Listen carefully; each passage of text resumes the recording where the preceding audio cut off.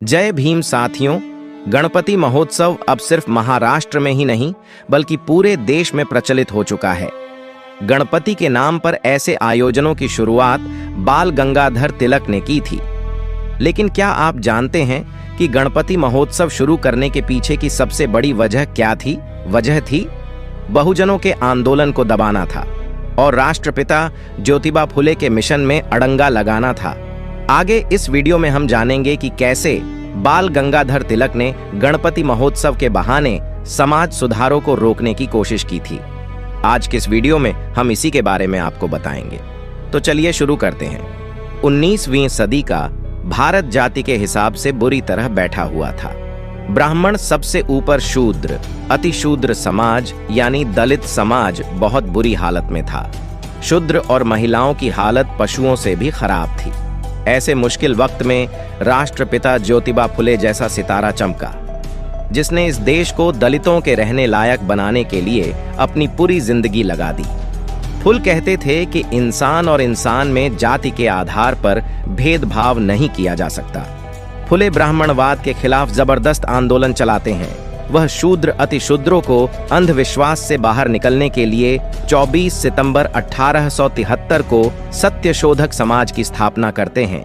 महात्मा फुले ब्राह्मणों की सत्ता को चुनौती देते हैं। वह महिलाओं की शिक्षा पर जोर देते हैं। पहले अपनी पत्नी सावित्रीबाई के साथ मिलकर 1848 में भारत में लड़कियों के लिए पहला स्कूल खोलते हैं। ज्योतिबा फुले ने 19वीं सदी के भारत में क्रांति लाकर रख दी थी। उन्होंने विधवा पुनर्विवाह शुरू कराया, ब्राह्मण पुरोहितों के बिना शादी करने की शुरुआत की, बाल विवाह के खिलाफ कैंपेन चलाया।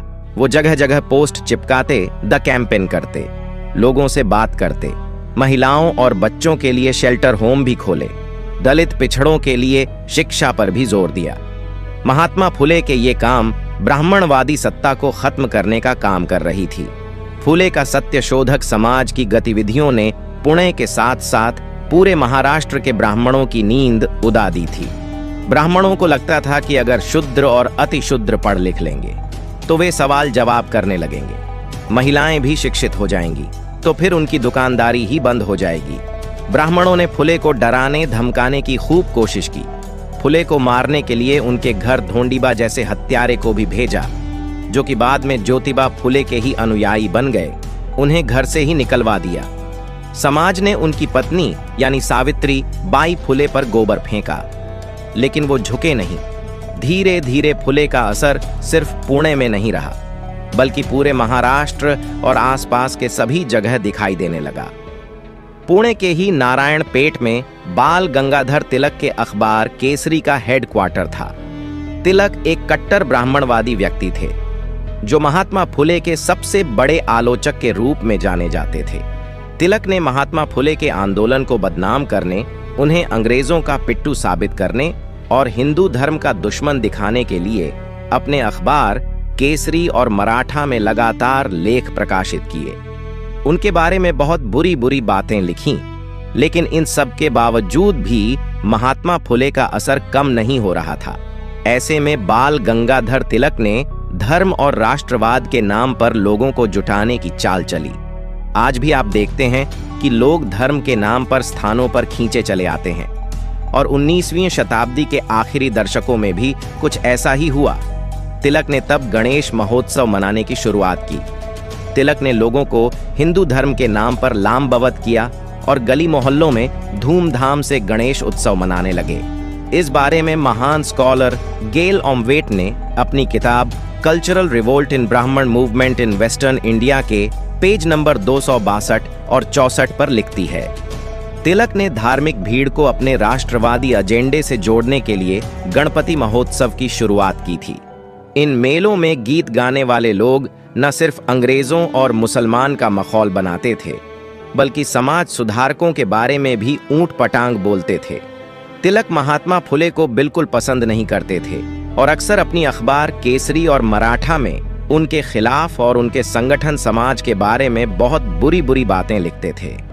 तिलक गणेश महोत्सव के नाम पर जुटने वाली भीड़ को महात्मा फुले और उनके संगठन के खिलाफ भड़काने के लिए खूब भाषण देते थे। पता नहीं क्या क्या बातें बोलते रहते थे। बहुत बुरी बुरी बातें बोलते थे। इस तरह उन्होंने धार्मिक जुलूस का इस्तेमाल अपनी ब्राह्मणवादी विचारधारा को आगे बढ़ाने के लिए किया। अब मैं आपको राष्ट्रपिता ज्योतिबा फुले और बाल गंगाधर तिलक के बीच चलने वाले मतभेदों के बारे में भी बता देता हूँ कि ऐसे कौन से मसले थे, किन किन मुद्दों पर उन दोनों के बीच में मतभेद था।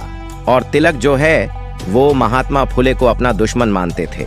राष्ट्रपिता ज्योतिबा फुले कहते थे कि 4 वर्णों पर आधारित जाति व्यवस्था बहुत खराब चीज है और इंसानों के बीच में जाति भेद नहीं होना चाहिए।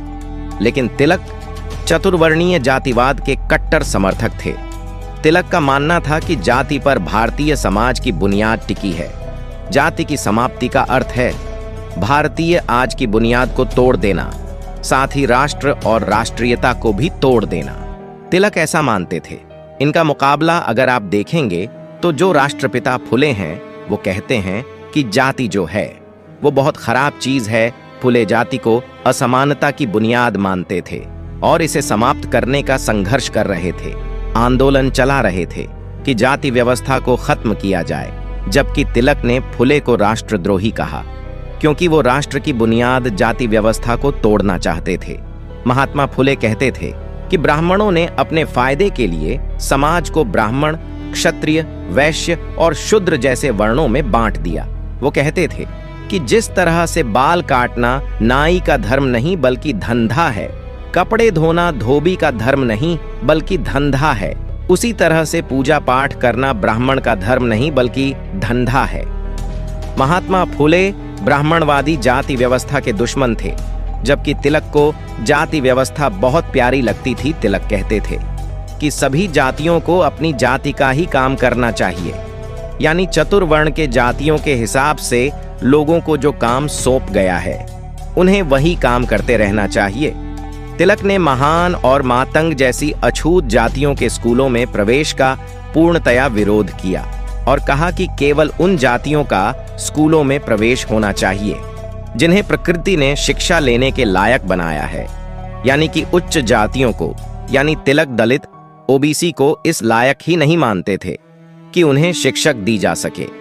वह सिर्फ ब्राह्मणों की सत्ता चाहते थे, चित्पावन ब्राह्मण थे और अपने ब्राह्मणवादी नजरियों को आगे बढ़ाने के लिए तमाम तरीके के काम करते थे। फुले कहते थे कि प्राथमिकी शिक्षा हर जाति के बच्चे के लिए अनिवार्य होनी चाहिए, लेकिन तिलक ने फुले के इस प्रस्ताव का कड़ा विरोध किया। उन्होंने कहा कि कुंभी किसानों समाज के बच्चों को इतिहास, भूगोल और गणित पढ़ने की क्या जरूरत है। उन्हें अपने परंपरागत जातीय पेशिये को अपनाना चाहिए, यानी जो काम उनको दिया है वही करना चाहिए। आधुनिक शिक्षा उच्च जातियों के लिए ही उचित है। जबकि महात्मा फुले लड़कियों के शिक्षा पर खास जोर देते हैं, लड़कियों के लिए स्कूल खोलते हैं, लेकिन तिलक उसका कड़ा विरोध करते हैं। तिलक ने लड़कियों को शिक्षित करने का तीखा प्रतिरोध किया और इसके खिलाफ कैंपेन किया और लड़कियों के लिए स्कूल की स्थापना के विरोध में उन्होंने बकायदा आंदोलन भी चलाया। द प्रिंट पर प्रकाशित अपने लेख में डॉक्टर मुख्तार सिंह लिखते हैं कि तिलक ने महिला शिक्षा का पूरी क्षमता के साथ किया। परिमल वी राव ने अपने शोध पत्र में मुख्य रूप से तिलक के अखबार मराठा के हवाले से बताया है कि विष्णु शास्त्री चिपलुणकर और तिलक के नेतृत्व में कांग्रेस के कट्टरवादी धड्ढे ने 1881 से 1920 के बीच किस तरह बालिका विद्यालयों की स्थापना और हर समुदाय के लिए शिक्षा देने के प्रयासों का विरोध किया। इस धड़े के विरोध के कारण महाराष्ट्र में 11 में से 9 नगर पालिकाओं में हर किसी के लिए शिक्षा देने के प्रस्ताव किया, लेकिन हार का सामना करना पड़ा। इस राष्ट्रवादी शिक्षा की वकालत की, जिसमें धर्मशास्त्रों का अध्ययन और हुनर सीखने पर जोर दिया था। तिलक की लीडरशिप में कट्टरवादी धड़े का तर्क था कि पेशवा के शासन के दौरान महिलाओं की स्थिति बहुत अच्छी थी। तिलक के यह विचार उनके अखबार मराठा किए 15 मार्च 1885 के अंक में छपे हैं। महिला शिक्षा के विरोध में तिलक का तर्क था कि महिलाएं कमजोर होती हैं और उनका काम सिर्फ संतान को आगे बढ़ाना है, इसलिए उनको शिक्षित करने से उनको पीड़ा होगी, क्योंकि आधुनिक शिक्षा को समझना उनके शक्ति से बाहर है। उनकी यह बात मराठा, जो उनका अखबार के 31 अगस्त और 1884 के अंक में छपी है। उसका रेफरेंस आप देख सकते हैं।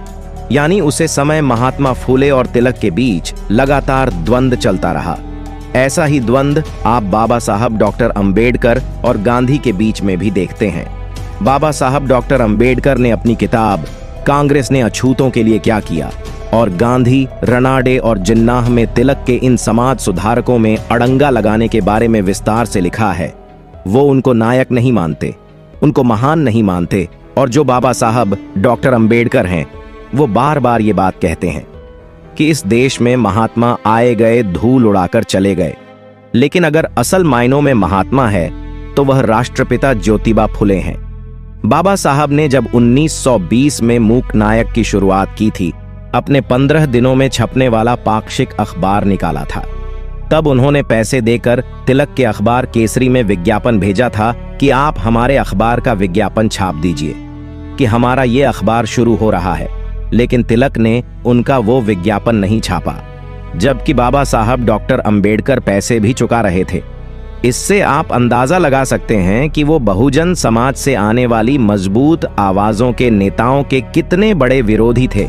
तिलक जो हैं सीधे सीधे राष्ट्रपिता ज्योतिबा फुले, छत्रपति शाहू जी महाराज और बाबा साहब अंबेडकर के खिलाफ कैंपेन करते हैं, बुरा भला बोलते हैं और ब्राह्मणवादी विचारधारा को आगे बढ़ाने के लिए राष्ट्रवाद का सहारा लेते हैं। तिलक ने आजीवन ऐसे कम किए हैं जिससे बहुजन समाज का नुकसान हो और समाज में जरूरी सुधार ना हो सके। लेकिन भारत के सवर्ण इतिहासकारों ने उन्हें महान राष्ट्रवादी नेता घोषित कर दिया। उम्मीद है इस वीडियो से आपको समझ आया होगा कि कैसे बाल गंगाधर तिलक जैसे कट्टरवादी ब्राह्मण ने बहुजनों के मुक्तिदाता महात्मा फुले का रास्ता रोकने के लिए धर्म का सहारा लेते हुए गणेश महोत्सव की शुरुआत की थी। असल में तो यह उत्सव बहुजनों की हकमारी करने का एक जरिया था। उसको रोकने के लिए उत्सव शुरू हुआ था, लेकिन अब बहुजन इसे ही जोर शोर से मना रहे हैं। मैं उम्मीद करता हूं कि जो भी बहुजन इन त्योहारों को मनाते आ रहे हैं वो इसके पीछे का इतिहास भी समझेंगे और अपने जीवन में बदलाव लाएंगे और अपने महापुरुष और महामहिलाओं के संघर्ष को याद करते हुए ये सब दिमाग में रखेंगे कि जो भी वो काम कर रहे हैं उसके पीछे की कहानी क्या है और क्या उनकी हकमारी करने के लिए काम तो नहीं हो रहा है। इस मसले पर आपका क्या सोचना है? ये वीडियो आपको कैसा लगा? तिलक और महात्मा फुले के बीच का जो संघर्ष है उस बारे में आप क्या सोचते हैं? क्योंकि बहुत बार हम देखते हैं कि हम बाबा साहेब डॉक्टर अंबेडकर और गांधी के बीच के जो संवाद है, जो टकराव है, उसके बारे में तो बात करते हैं, लेकिन जो राष्ट्रपिता ज्योतिबा फुले हैं उन्हीं के समकक्ष जो बाल गंगाधर तिलक हैं, वह भी उसी तरह उनके साथ झड़प में थे, उनके साथ द्वंद्व में थे। मुझे लगा उस पर बात होनी चाहिए, इसलिए मुझे लगा कि अब चूंकि ये जरूरी माहौल है उसमें आपको ये बात बतानी चाहिए। आप इस बारे में क्या सोचते हैं कमेंट करके जरूर बताएं। हमारे चैनल को भी जरूर सब्सक्राइब करें क्योंकि आप हमारी ताकत है। दोस्तों, आज की वीडियो में बस इतना ही। वीडियो पसंद आई हो तो एक लाइक करें और हाँ, कमेंट बॉक्स में जय भीम जरूर लिखें। इस चैनल पर मैं सिर्फ बाबा साहेब के जीवन से जुड़ी छोटी बड़ी सभी जानकारी लेकर आता रहता हूँ। वीडियो को पूरा देखने के लिए धन्यवाद। आपका दिन शुभ हो।